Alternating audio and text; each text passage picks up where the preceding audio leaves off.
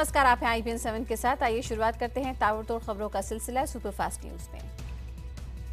Court से अंतरिम राहत मिलने के बाद सोमनाथ भारती देर रात पुलिस के सामने पेश हुए। द्वारका थाने में अपने कुत्ते के साथ पहुंचे सोमनाथ भारती ने इस मामले में पुलिस पर बदले की भावना से उनके खिलाफ कार्रवाई करने का आरोप लगाया। गिरफ्तारी टॉर्चर, चूँकि इनका पुराना हिसाब किताब मेरे से बकाया है, खिड़की कांड से बहुत ये हमसे थके हुए हैं, वहाँ पे लाखों रुपए कमाई होती थी, सब बंद हो गया है। वहाँ की जनता ने भरपूर हमारा सहयोग दिया, तो इनको पुराना हिसाब किताब मेरे चुकता करना है। दिल्ली के पूर्व कानून मंत्री सोमनाथ भारती को 17 सितंबर तक गिरफ्तारी से राहत मिल गई है। कोर्ट ने मामले की सुनवाई करते हुए 2 दिन तक गिरफ्तारी पर रोक लगाई है। पत्नी की हत्या की कोशिश, दहेज उत्पीड़न और घरेलू हिंसा के आरोप में आम आदमी पार्टी विधायक सोमनाथ भारती के खिलाफ मामला दर्ज हुआ है। द्वारका कोर्ट ने सोमवार को सोमनाथ भारती की अग्रिम जमानत याचिका रद्द कर दी थी। जमानत याचिका रद्द होने के बाद सोमनाथ भारती के खिलाफ गैर जमानती वारंट भी जारी कर दिया गया था। सोमनाथ की पत्नी लिपिका ने उनके खिलाफ दिल्ली पुलिस में मामला दर्ज कराया है। डेंगू की गिरफ्त में आए दिल्ली के अस्पतालों का दिल्ली के स्वास्थ्य मंत्री सत्येंद्र जैन ने जायजा लिया। सत्येंद्र जैन ने डॉक्टरों से मुलाकात की और सुबह 8:30 बजे से ही OPD खोलने के निर्देश दिए। इसके बाद उन्होंने वार्ड में जाकर मरीजों का हालचाल पूछा। डेंगू से निपटने के लिए दिल्ली सरकार ने अस्पतालों में बेड की संख्या 3 गुना करने का दावा भी किया। सत्येंद्र जैन ने कहा कि अगले 3-4 दिन में 1000 नए बेड खरीदे जाने का आदेश जारी कर दिया गया है और डॉक्टरों की छुट्टियां रद्द कर दी गई हैं। इतना ही नहीं, दिल्ली के स्वास्थ्य विभाग ने डेंगू को लेकर हेल्पलाइन नंबर 011-233-0714 भी जारी किया है।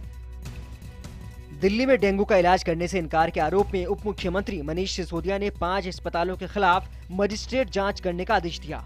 5 अस्पतालों पर आरोप है कि उन्होंने डेंगू से पीड़ित 7 साल के अविनाश का इलाज करने से मना कर दिया था। आपको बता दें कि डायरेक्टर जनरल हेल्थ सर्विस भी 5 अस्पतालों के खिलाफ नोटिस जारी कर चुके हैं। इन 5 अस्पतालों में मूलचंद, मैक्स हॉस्पिटल, आकाश आरोग्य मंदिर, साकेत सिटी हॉस्पिटल और कालका जी का इरीज हॉस्पिटल शामिल है।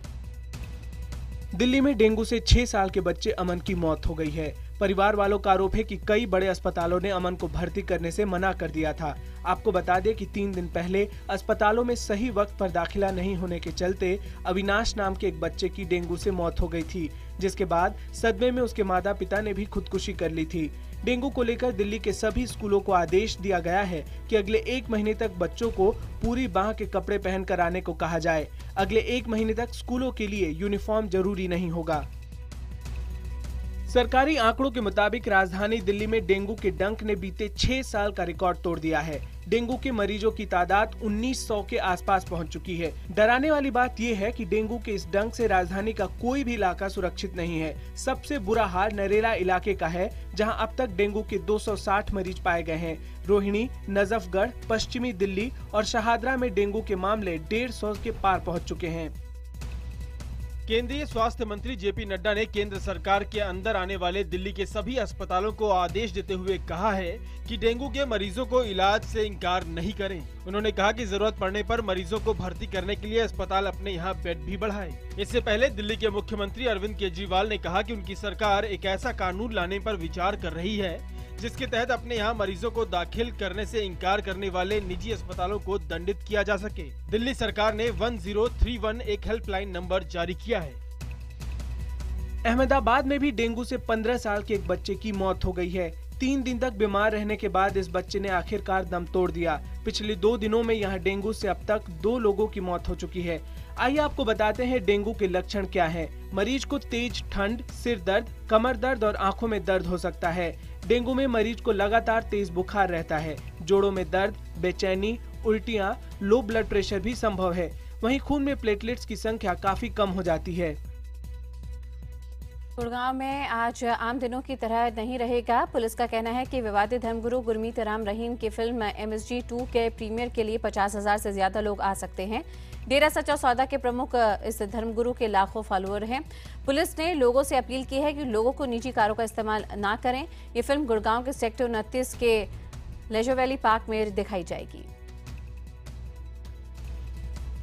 बिहार चुनाव के लिए बीजेपी केंद्रीय चुनाव समिति ने 43 सीटों पर उम्मीदवारों के नाम का ऐलान कर दिया है। दिल्ली में CEC की बैठक के बाद देर रात नामों का ऐलान किया गया। इसमें पहले चरण के लिए 19 और दूसरे चरण के लिए 15 सीटों पर उम्मीदवारों की घोषणा की गई है, जबकि 9 अन्य उम्मीदवारों के नाम पर भी मुहर लगा दी गई है। बीजेपी के दिग्गज नेता नंद किशोर यादव पटना साहिब से चुनाव लड़ेंगे।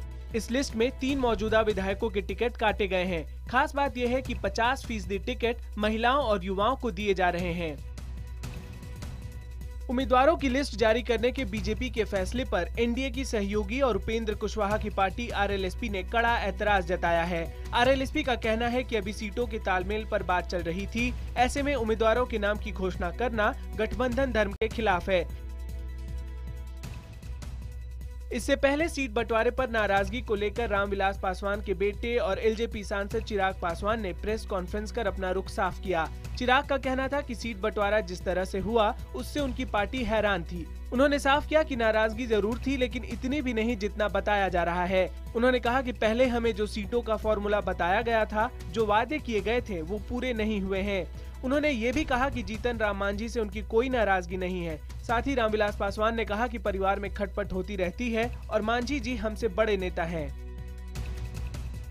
बिहार के सीमांचल में चुनावी ताल ठोकने वाले एआईएमआईएम अध्यक्ष असदुद्दीन ओवैसी ने कहा है कि वो सीमांचल के अलावा बाकी सीटों पर मुसलमानों से दूसरी सेक्युलर पार्टी को वोट देने की अपील करते हैं।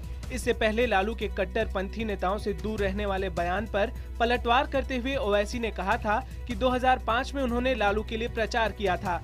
साथ ही ओवैसी ने बिहार में किसी भी पार्टी से समझौता नहीं करने का भी दावा किया। बता दें कि ओवैसी की पार्टी पहली बार बिहार में चुनाव लड़ रही है। वहीं बिहार में ओवैसी के चुनाव लड़ने के बाद राज्य के मुख्यमंत्री नीतीश कुमार ने कहा है कि कोई भी कहीं से चुनाव लड़ सकता है। हालांकि ओवैसी को महागठबंधन में शामिल करने या नहीं करने पर नीतीश कुमार ने कुछ भी नहीं बोला। इधर एनसीपी ने महागठबंधन में सम्मानजनक सीटें न मिलने पर एक बार फिर नाराजगी जाहिर की। एनसीपी के मुखिया शरद पवार ने एक बार फिर महागठबंधन के साथ आने की इच्छा जताई। पवार ने कहा कि जब 2 सांसद वाली कांग्रेस को 40 सीटें मिल सकती हैं, तो हमें सिर्फ 2 सीटें क्यों? पवार ने कहा कि अगर हमें सम्मानजनक सीटें मिलती हैं, तो हम महागठबंधन में शामिल हो जाएंगे। आरक्षण की मांग कर रहे पाटीदार समाज ने अब अपने आंदोलन को तेज करने का फैसला किया है। अब पाटीदार समाज ने राज्य सरकार के खिलाफ आर्थिक असहयोग की घोषणा कर दी है। साबरकांठा जिले में पाटीदार लोगों ने सहकारी बैंकों से अपने खाते निकालने शुरू कर दिए हैं। सोमवार को सहकारी बैंक ने एक दिन में 26 लाख रुपए लौटाए।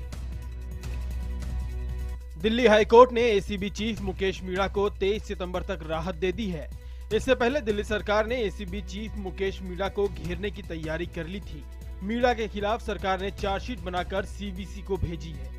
मीणा पर पुलिस ट्रेनिंग कॉलेज के प्रिंसिपल रहते हुए पर्दा घोटाले का आरोप है। आरोप के मुताबिक मीणा को यह अधिकार था कि वो 6000 से नीचे के बिल खुद मंजूर कर सकते हैं। इसलिए उन्होंने करीब 6000 के नीचे के तकरीबन 3000 बिल मंजूर किए।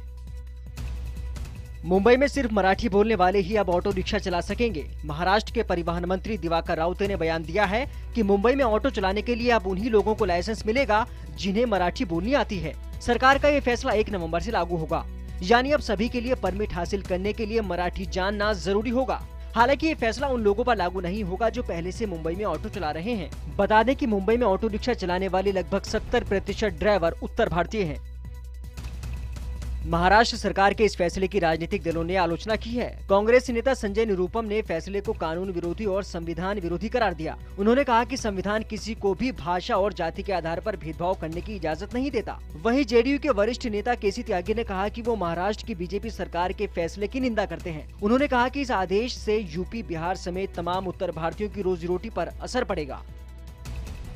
गोरखपुर के गीता प्रेस में हड़ताल खत्म कर कर्मचारी मंगलवार से काम पर वापस लौट आए हैं। पिछले महीने की 8 तारीख से कर्मचारी हड़ताल कर रहे थे। वेतन बढ़ाने के मुद्दे पर बातचीत के दौरान हुई बदसलूकी को लेकर 12 कर्मचारियों को प्रबंधन ने निलंबित कर दिया था, जिसके विरोध में कर्मचारी हड़ताल कर रहे थे। प्रबंधन से बातचीत के बाद कर्मचारियों ने हड़ताल वापस ले ली है। हालांकि हड़ताल वापस करवाने में यूपी सरकार की भी भूमिका रही।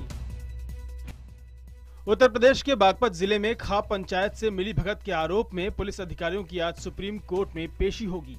साथ ही जेल में बंद प्रेमी लड़के को भी पेश किया जाएगा। दरअसल मई महीने में एक उच्च जाति की महिला अपने प्रेमी दलित लड़के के साथ फरार हो गई थी, जिसके बाद पंचायत ने फरमान सुनाया था कि प्रेमी लड़के की बहनों का बलात्कार किया जाए और उन्हें बिना कपड़ों के गांव में घुमाया जाए। पंचायत के दबाव में लड़के ने सरेंडर कर दिया था।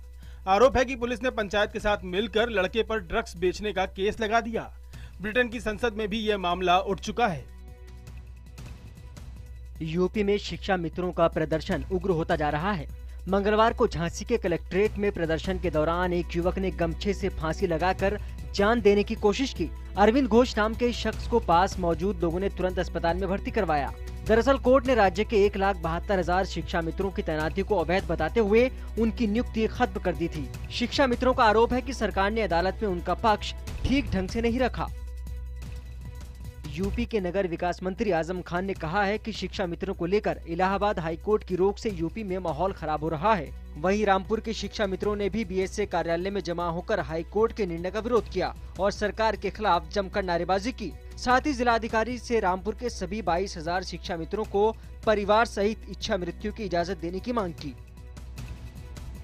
पैगंबर मोहम्मद पर बनी फिल्म में संगीत देने पर मिले फतवे का जवाब संगीतकार ए आर रहमान ने फेसबुक पर दिया है। रहमान ने विरोध करने वाले लोगों के नाम एक खुला पत्र लिखा है। उन्होंने पत्र में लिखा है कि मैंने फिल्म में सिर्फ संगीत दिया है। वहीं इस मामले पर रजा अकादमी के सदस्य मौलाना नूरी ने IBN 7 से कहा है कि हम ए आर रहमान के जवाब का स्वागत करते हैं। उन्होंने माना है कि उनको ज्यादा जानकारी नहीं थी, लेकिन इसके बाद रहमान को कलमा तो पढ़ना ही चाहिए। कलमा पढ़ने में क्या दिक्कत है? हम फतवा वापस नहीं लेंगे। देहरादून की सड़कों पर नशे में धुत एक लड़की ने जमकर हंगामा किया। लड़की का हंगामा देखकर मौके पर भीड़ जमा हो गई। लड़की ने मौके पर पहुंची पुलिस को भी नहीं छोड़ा और गाली गलौज करती रही। किसी तरह से पुलिस लड़की को थाने ले गई और उसका मेडिकल कराया गया। मेडिकल के दौरान ये लड़की डॉक्टरों के साथ भी उलझ गई। लड़की देहरादून में एक निजी कॉलेज में पढ़ती है। सोशल मीडिया पर चोरी का एक वीडियो वायरल हो गया है। वीडियो में एक आदमी सड़क किनारे जल रहे बल्ब चुरा रहा है। आदमी अपने स्कूटर से उतरकर बल्ब के पास जाता है, फिर इधर उधर देखता है और मौका पाकर बल्ब निकाल लेता है। पहला बल्ब स्कूटर की डिग्गी में रखकर ये वापस आता है और फिर दूसरा बल्ब भी निकालता है और वहां से चलता बनता है। ये शख्स इस बात से अनजान था कि उसकी ये शर्मनाक हरकत पास के CCTV कैमरे में कैद हो गई। 12 सितंबर का ये वीडियो जम्मू के एक बाजार का है। बिहार के छपरा में एक मां ने अपने 3 बच्चों के साथ जहर खा लिया। इस घटना में मां और बड़ी बेटी की मौत हो गई, जबकि एक बेटी और बेटे की हालत गंभीर है। मृतक महिला के पति और बच्चों के पिता तारकेश्वर के मुताबिक सुबह घर पर किसी बात को लेकर उसने पत्नी को डांट दिया था और फिर काम पर चला गया। इस बीच उसकी पत्नी ने बच्चों के साथ मिलकर जहर खा लिया। वेस्टइंडीज के विस्फोटक बल्लेबाज क्रिस गेल ने पार्टी के लिए अपने घर में स्ट्रिप क्लब बनवाया है। गेल ने खुद स्ट्रिप क्लब की फोटो सोशल नेटवर्किंग साइट पर डाली, जो कि वायरल हो चुकी है और दुनिया भर में इसकी चर्चा हो रही है। बांग्लादेश के टेस्ट कप्तान मुशफिकुर रहमान को भरोसा है कि उनकी टीम ऑस्ट्रेलिया को टेस्ट सीरीज में हरा सकती है। बांग्लादेश और ऑस्ट्रेलिया के बीच 2 टेस्ट मैचों की सीरीज 9 से 21 अक्टूबर के बीच खेली जाएगी। श्रीलंका के पूर्व बल्लेबाज रोशन महानामा ने ICC elite panel match referee की पद से इस्तीफा दे दिया है। महानामा परिवार के साथ ज्यादा वक्त बिताना चाहते थे, जिसके लिए उन्होंने ये फैसला लिया। चीन के नानलिंग से एक हैरान करने वाली तस्वीर सामने आई है, जहां सड़क पर खड़ा इलेक्ट्रिक ऑटो अचानक चल पड़ा और पास में गुजर रही महिला उसके नीचे आ गई। महिला काफी देर तक ऑटो के नीचे फंसी रही, लेकिन वो बिल्कुल सुरक्षित रही। तुर्की से ग्रीस जा रही एक नाव पलटने से हुए हादसे में 22 लोगों की डूबकर मौत हो गई। मरने वालों में 4 बच्चे भी शामिल हैं। सीरिया और इराक में हिंसा के चलते ये लोग बेहतर जिंदगी की तलाश में यूरोप जा रहे थे। यमन की राजधानी सना में सऊदी सेना और हूथी विद्रोहियों के बीच जंग जारी है। सऊदी सेना के मुताबिक उनके जवानों ने विद्रोहियों को पीछे लौटने पर मजबूर कर दिया। प्रियंका चोपड़ा ने ट्वीट कर अपनी आने वाली फिल्म जय गंगाजल का फर्स्ट लुक लोगों के साथ शेयर किया। प्रियंका ने गंगाजल में काम देने के लिए प्रकाश झा का शुक्रिया भी अदा किया। रणबीर सिंह और दीपिका पादुकोण की फिल्म बाजीराव मस्तानी का पहला गाना पुणे में रिलीज किया गया। इस गाने में भगवान गणेश की आराधना की गई है।